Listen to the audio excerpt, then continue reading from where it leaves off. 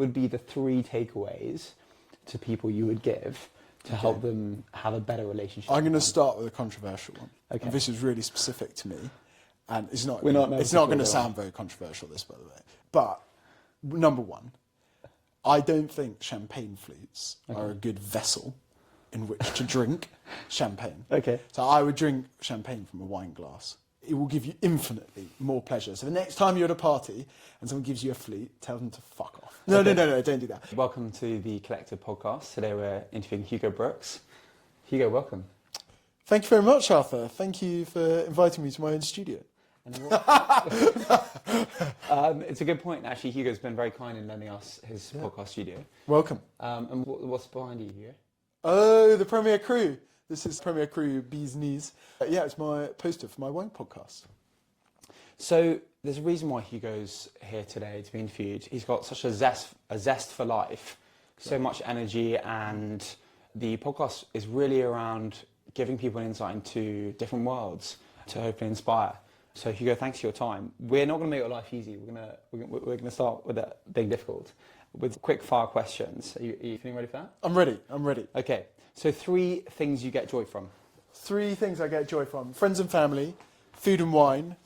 And I prepared a joke for the last one, but I can't remember. I'm not allowed to say the joke. So the final one will be art and design. A mantra you would want to embrace now would be? It's not a mantra, but it's a nice quote. Is when you want something, the whole universe conspires to support you. Lovely. One unusual thing that gives you pleasure. One unusual. Well, it's not that unusual, but I guess it doesn't really fit in my personality, which is fishing. Oh, actually, I've got a better one. Maybe the sea. Okay. Yeah. Okay. But that's not that unusual. Well, the fishing is quite fun. Yeah, the fishing Are is. you odd. a carp in the lakes man? I'm definitely not a carp in the lakes. Although I can get behind it. Okay. A favourite film, book, or artist that isn't obvious that you... Well, I'm obliged to say Erin O'Keefe. Okay. Who's that?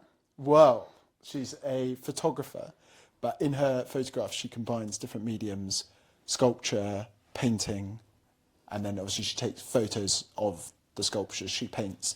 But the reason that I'm obliged to say it is because A, it is one of my favourite artists, but B, I was very kindly gifted it by all of my friends and organised by my girlfriend. Amazing.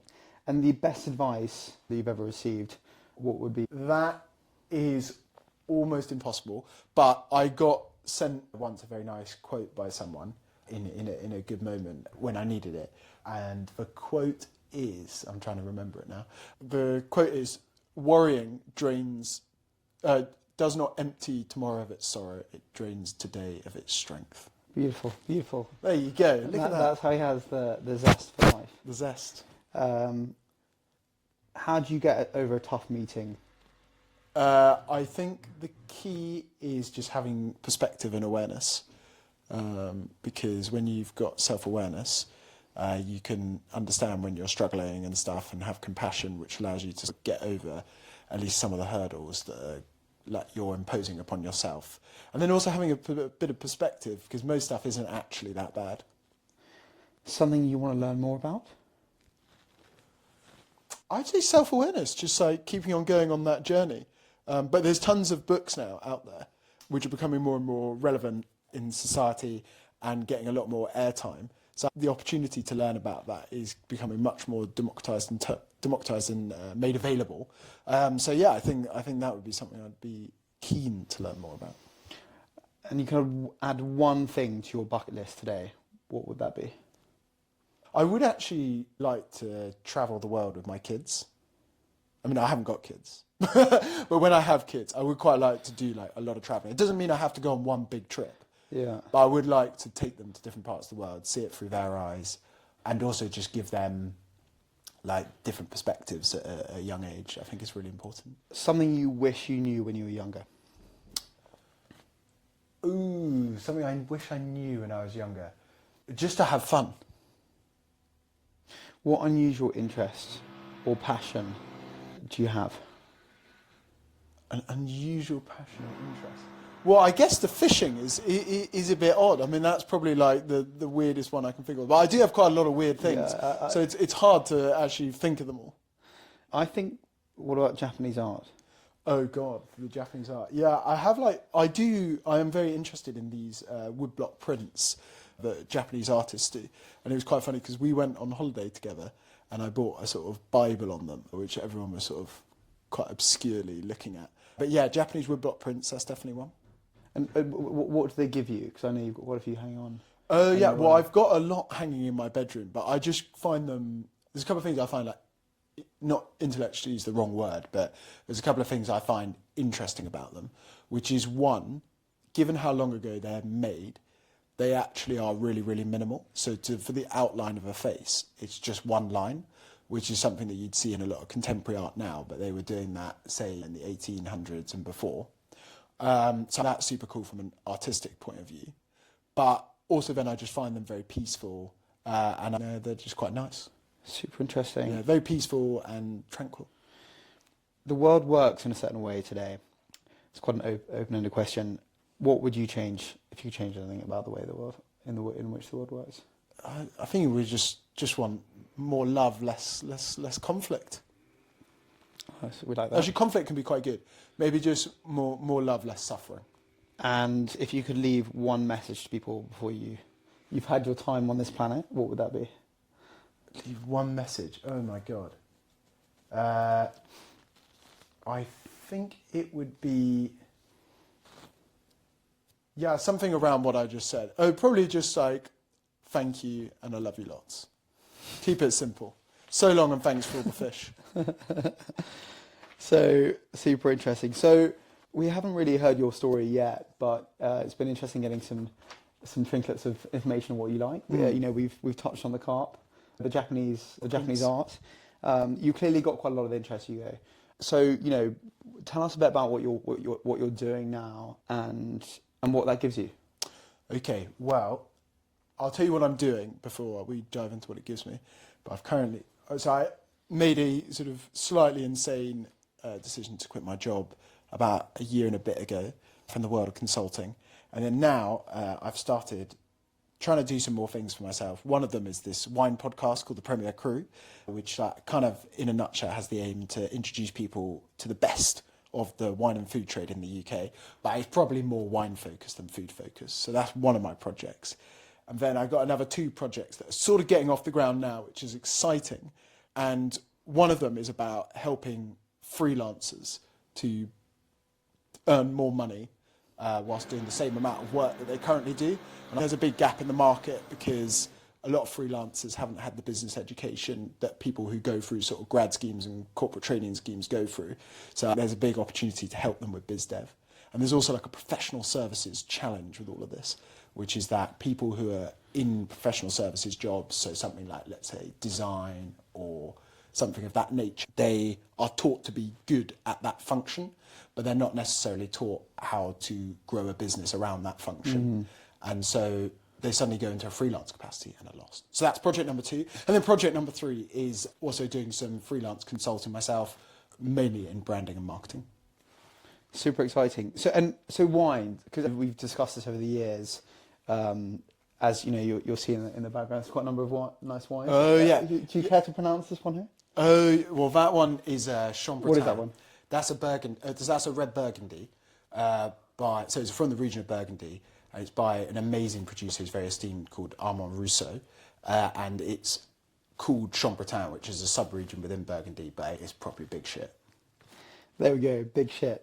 Talking of big shit. That really is. That is. So wine's been a big part of your world for a long time now. Why the interest in wine?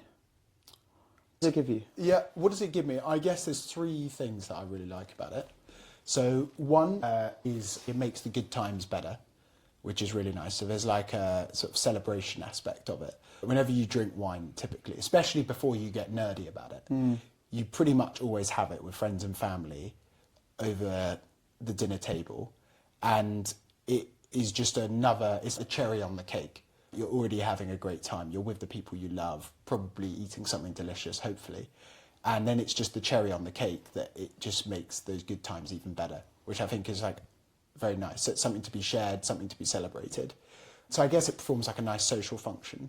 Then there's also then like an intellectual side of it that's quite fun. And I think people either go like really broad on things, so they have tons of little interests, but they maybe not really understand a specific niche. They're not really in depth on it. Or you've got people who like to go quite hard on things and really like to know a lot about it. And I'd probably sit somewhere in the two, but if I put myself more in one camp than the other, I'd probably like to go quite deep on a smaller number of things. And I feel like with wine, one of the things, if you're of that personality nature, is quite good because it's kind of like it never ends. Yeah. It literally never ends. Every year, there's a new vintage in every single region in the world. And there's like thousands, hundreds of thousands of wine producers globally. And we're so lucky in the UK because we probably have the best access to wine globally in the world because we don't really have a domestic market and we've got good links with the main producing countries. So for me, it's a never-ending game, and that's probably why I like football. Like, football never ends. Yeah. Every season it restarts. There's endless amounts you can watch it. So I feel like I quite like passions which you can go really deep on and they don't end. And then the third one for you, there's just pure hedonism, isn't it? Where it just, obviously, I think it tastes amazing as well. Yeah, interesting. Is there an area that you kind of lose interest in it? Is it the chemistry or how it's made, or? Yeah, I'm not a science guy, but I do enjoy learning about it. I do enjoy learning about it because ultimately most of the decision making, all the chemistry and stuff. I don't want to call it chemistry because I don't know a Scooby about the chemistry side of it, but all of that decision making you should, in theory, be able to taste. And then if you're interested in why it tastes a certain way, it's kind of inescapable, but you touch on it at some stage. So it's interesting. But a lot of it is just good farming, the humble farming. The humble farming. Because it's in one sense, there's a lot of glamour in wine, you drinking amazingly different, people drinking all sorts of places, but there's something really simple about the process. I think we've really lost that, but it's because, and I think wine's changing a lot, which is probably one of the most exciting things, that is becoming slightly more democratized. Like the coolest places now where you drink wine, certainly in places like London, but dynamic modern cities like London, Paris in particular, it's getting much more laid back, and wine services become less about wearing a sort of black tie and more about looking hip in Shoreditch and sharing, like creating a relaxed culture around it, which is really healthy. But back to your point about it's always been this performance art, the world of sommeliers, the world of fine dining, and people who can afford to drink the bottles. And that's created a culture that's very far divorced from the actual vineyard where the work's done, which is actually very good farmers tending to their crop, not dissimilar to someone who, grows the humble potato. Yeah, that's really interesting. But it's very far removed. Yeah, that's super interesting. So wine exists, in a certain way in the world today, be it distribution, product, kind of, as you allude to, like how people drink it. If you could change one of these things, what would you change? It would be somehow giving more people access to the finest wines. Okay. But obviously it's an impossible thing because they're in very finite supply and high demand, which means that they've got a high price tag. So that's just supply and demand dynamics. But it would be really cool for people to be able to access some of the coolest bottles that, unfortunately cost a lot. But as I said, I think society is moving, or the wine industry is moving into a great direction whereby culturally, and the way that it's drunk and the way that it's poured to people and the culture in which it's celebrated is becoming a lot more relaxed and actually culturally cool, which is very exciting. But the last bit of that is then, for a certain echelon of the fine wine market, price is just a barrier to 9% of the population. So, because actually for anyone listening to this podcast, please give... link, like, subscribe. Link, like, subscribe. The man's done this before, and so it's pretty cool because, Hugo, what he does is he interviews all sorts of really different, interesting people in the wine world and the food world. And he really kind of, Hugo, you're a great storyteller. You really bind people into these complex topics from the production process to wine regions, explaining great varieties, all sorts. It completely goes above my head. But there is a lot about what you seem to do from the outside, which is to level up everyone, to educate, to to entertain, to kind of distribute this information, which is in many ways sort of published in somewhat, how would one put it, quite a formal sort of a formal way, and you really do that. So looking back, let's say 20 years from now, let's say you could do anything in the wine world, be anywhere, anyone you wanted to be in the wine world. What would your impact to be, and who would you want to be? Would it tell us about it? Is that having it in the most elaborate way possible? What would be the dream for you? I think the coolest thing... thing... Here, under this amazing logo, designed by Olivia Colman. Designed by Olivia. What would you...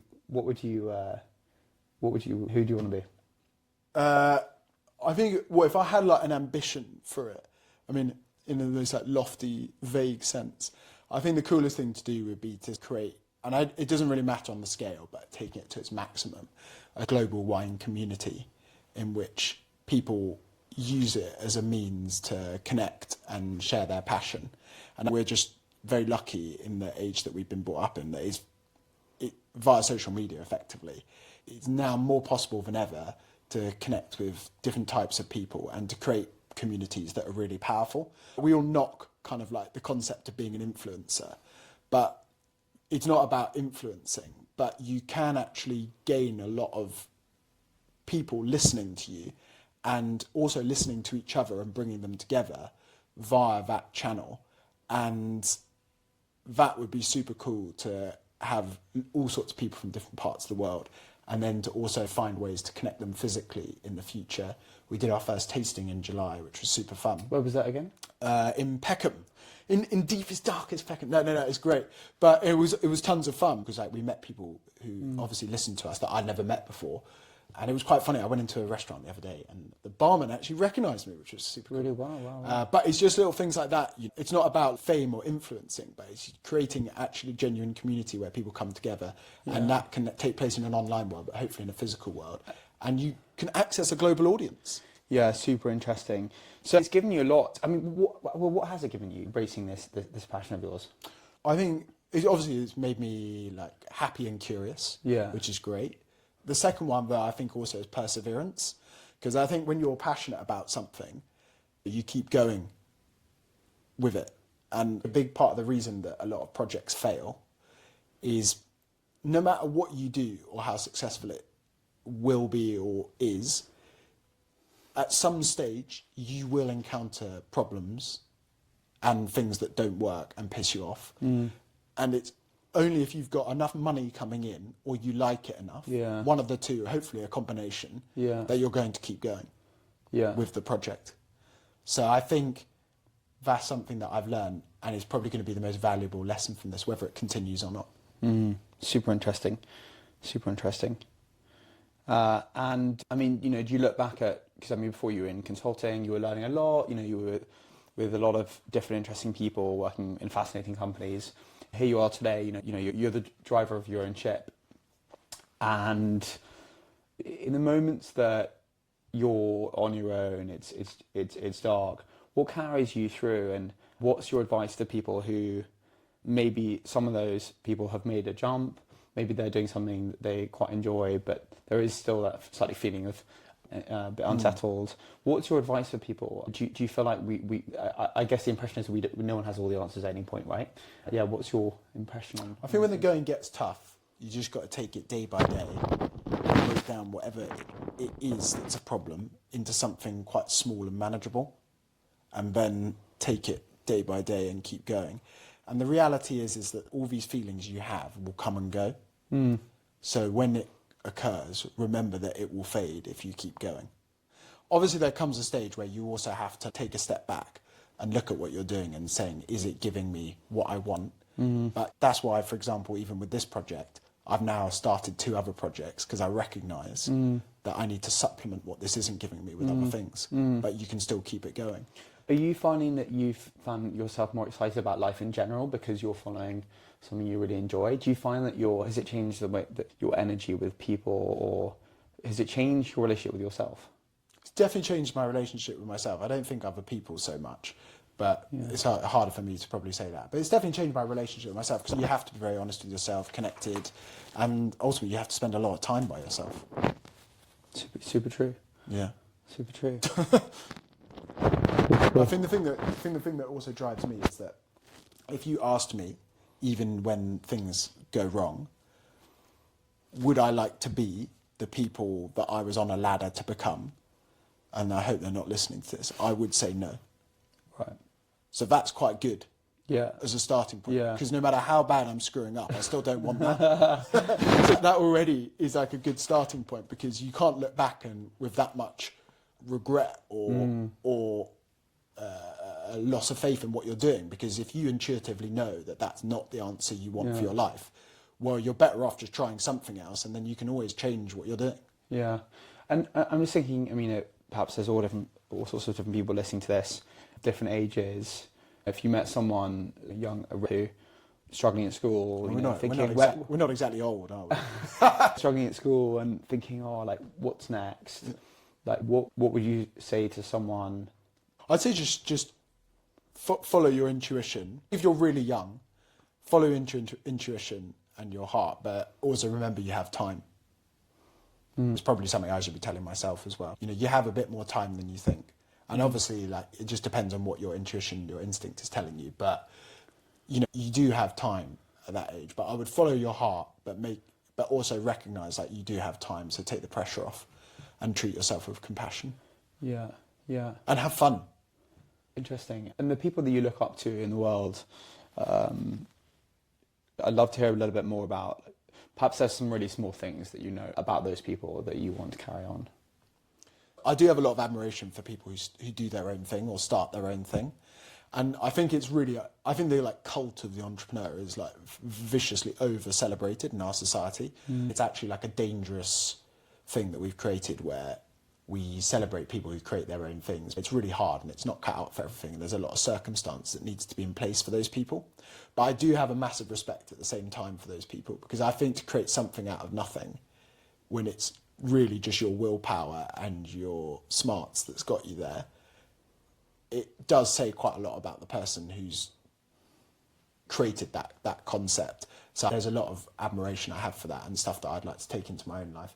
And then the other sort of segment of people that I always admire is people who purely give their lives to the service of others. So public sector people, it doesn't necessarily just have to be public sector, but that's a really good example. It feels weird saying it because we've had such abysmal people in power and in charge in this country. But like the concept of being like an MP or an NHS doctor or whatever it is should be something that we really, really celebrate, because ultimately people are doing things that their brains are probably qualified to get paid more for, but are doing it because hopefully, I think in the case of MPs it's pretty tenuous, they're trying to do it for public good. Yeah, it's funny, you're talking about people you admire, and there are very different worlds that are right next door to ours, right? And be it professions or what people are spending their time doing, states of mind, that kind of thing. Do you deliberately try and shift into being aware of that? What do you mean, the awareness of sort of just like different worlds happening? I think that people talk about the world being more isolated, right? Despite that we're all really connected digitally. Do you ever feel that you sometimes over gear on thinking about your world versus other 100%. people? And how do you try and close that gap? Yeah, 100%, because like life's all consuming, isn't it, most of the time? You can get very knee deep in your own issues and problems and forget that there's like actually everything on your doorstep, and there's tons of people and communities doing all sorts around you. But I think that's just the nature. When you just get too in deep, you got to pull yourself back out somehow and just have a bit of perspective and realise everything's kind of that you need is available to you. Yeah. Speaking of everything we need being quite available, some very nice things here. Unluckily for you, the bottles are empty. So Hugo, I mean, for people who haven't really learned much about wine, just swinging back into the wine world, tell us an interesting fact about wine. Is that something that we perhaps... Ooh, that's a tough one. Listen, I'm not going to do an interesting fact, because typically when I try to come up with one interesting fact, it's actually invariably completely uninteresting. But actually, that's exactly what I want. No, it would probably be incredibly boring. I'll tell you one thing that I'm getting quite into, which other people should try, is Greek wine. Greek wine, okay. Yeah, I think Greek wine's a real hit. Okay. And it's really delicious. Two reasons. Two reasons. One, tons of native grape varieties that people don't typically drink. So they're native to Greece. Okay. Which is cool because you don't get those grape varieties in France or elsewhere in the world. Yeah. So I think that's super exciting because it gives it its own unique... everything's got a unique quality to it, but there is something definitively unique about the heritage and stuff. And then the second one is that they represent really good value. Some of the top end ones do test everyone's patience, but that's like every wine region. Yeah. But they represent really good value, and you can find really good drinking wine coming in, and it's sort of somewhere between 10 and 25 quid. That I know for most people they'll probably be shocked that I call that drinking wine rather than fine wine. That represents like really good value. So that's one to look out for. But all the wines from that part of the world, Lebanese wine, one of my favourite wines from Lebanon, Chateau Moussa. Okay, wow. So yeah, that would be a little hot tip, if you like, rather than one interesting fact. So we do so much in the world, well, things that we've barely been taught, right? People cook and they a lot of people haven't been trained on how to cook, etc., etc. What would you say, can you think of 3 ways in which people drink wine, or where they fuck things up? They don't know how to prepare the wine, pour the wine. What would be the 3 takeaways to people you would give to help them have a better relationship? I'm going to start with a controversial one. Okay. And this is really specific to me, and it's not. We're not it's not going to sound very controversial, this, by the way. But number 1, I don't think champagne flutes are a good vessel in which to drink champagne. Okay. So I would drink champagne from a wine glass. It will give you infinitely more pleasure. So the next time you're at a party and someone gives you a flute, tell them to fuck off. No, don't do that. So no, but that's a personal thing. So there's a little trick number 1. Trick number 2, more broadly, is with red wine, like it seldom doesn't benefit from a decant. If it's over, 20 quid, just whack it in a decanter for an hour. Yeah. I mean, you'll make mistakes, but I'd say just as a general rule of thumb, because people just pop the cork, pour 6 glasses to their friends, but a lot of wine kind of needs a bit of air time. Yeah. And then with white wine, don't serve it too cold unless it's shit. Love that. Well, Hugh, it's been such a pleasure to have you here, and we're so grateful.